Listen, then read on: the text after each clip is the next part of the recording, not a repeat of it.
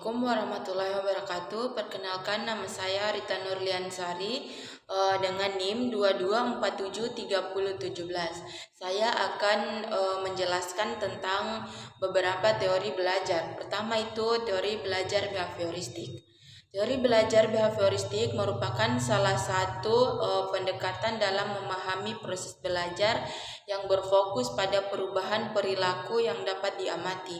Teori ini menekankan peran lingkungan dalam membentuk perilaku manusia dengan asumsi bahwa belajar terjadi melalui proses asosiasi antara stimulus dan respon. Kelebihan dari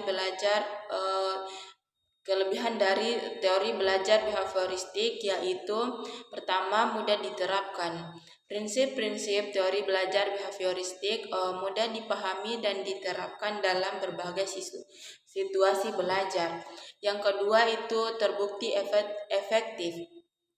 Banyak peneliti telah menunjukkan bahwa teori behavioristik dapat efektif dalam mengubah perilaku. Yang ketiga itu berfokus pada hasil. Teori ini menerapkan pada hasil belajar yang dapat diamati dan diukur. Kekurangannya yaitu pertama, terlalu sederhana. Teori ini tidak menekankan pertimbangan faktor-faktor internal seperti motivasi, kognisi, dan emosi yang berperan penting dalam belajar.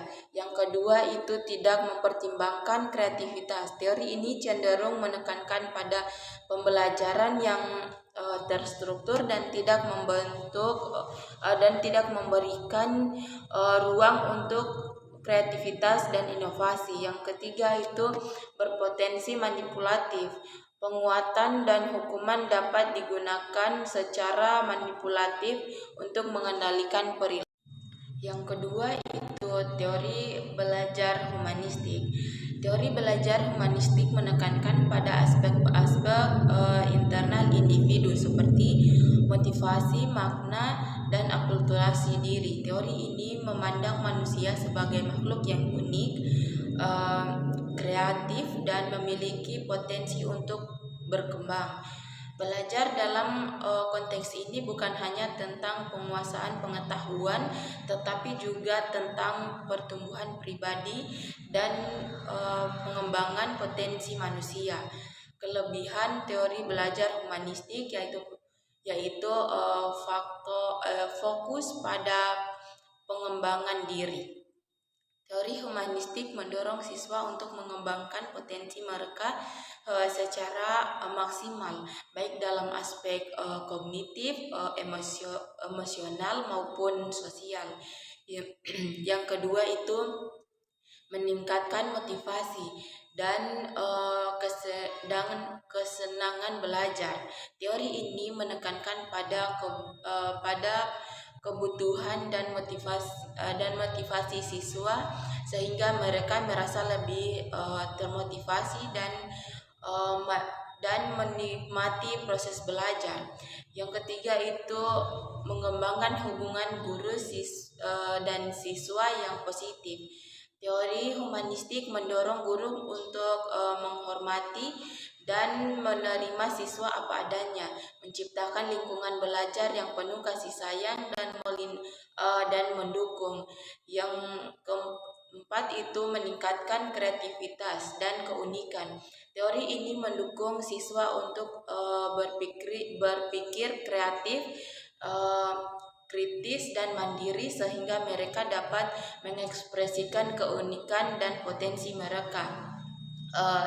Yang kelima itu memperkuat nilai-nilai moral. Teori humanistik menekankan pada pentingnya nilai-nilai moral dan seperti empati, tanggung jawab, dan integrasi proses belajar. Kekurangan teori belajar humanistik yang pertama itu sulit diterapkan secara sistematis.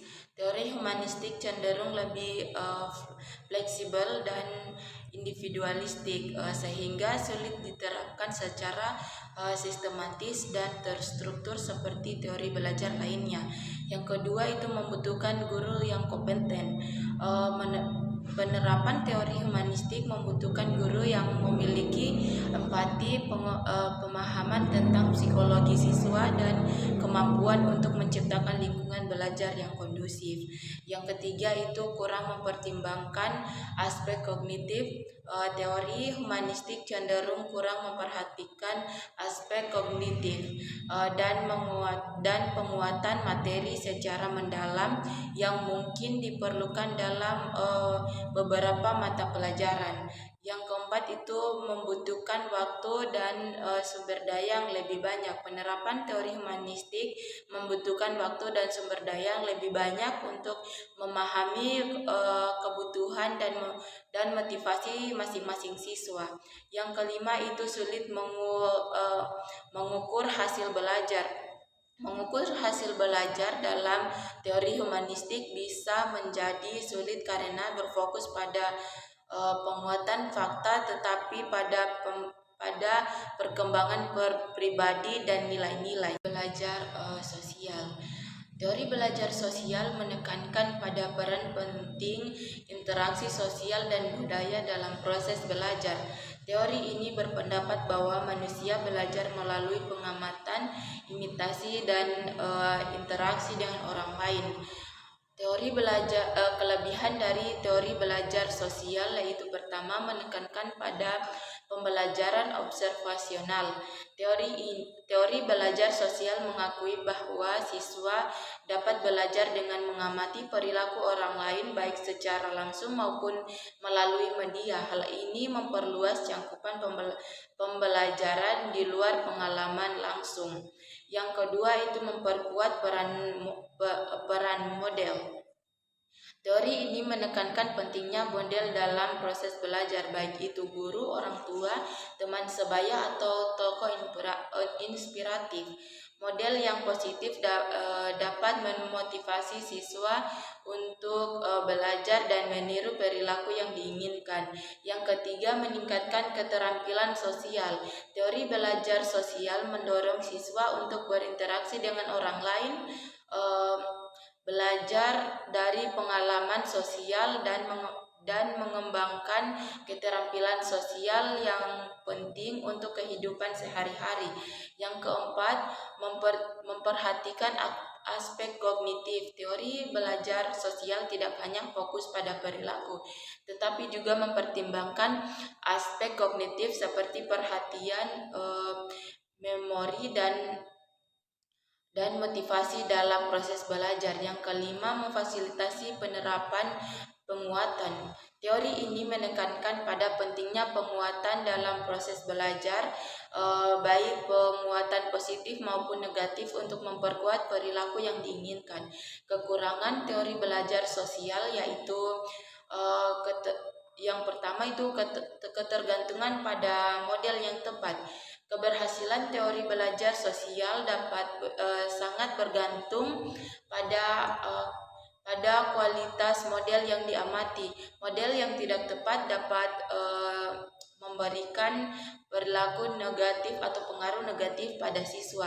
Yang kedua itu sulit mengontrol lingkungan sosial. Lingkungan sosial yang kompleks dan dinamik sulit dikendalikan sepenuhnya sehingga sulit untuk memastikan bahwa siswa hanya mengamati model yang positif dan bermanfaat. Yang ketiga itu membutuhkan waktu dan perencanaan. Penerapan teori belajar sosial membutuhkan waktu dan perencanaan yang matang, baik memiliki model yang tepat, merancang kegiatan belajar yang efektif, dan memberikan penguatan yang sesuai. Yang keempat itu kurang mempertimbangkan faktor individual. Teori belajar sosial mungkin kurang mempertimbangkan perbedaan individual dalam proses belajar seperti gaya belajar, motivasi, dan kemampuan siswa. Yang kelima itu membutuhkan guru yang efektif, yang kreatif. Guru perlu kreatif dalam memilih model merancang kegiatan belajar yang memberikan penguatan efektif.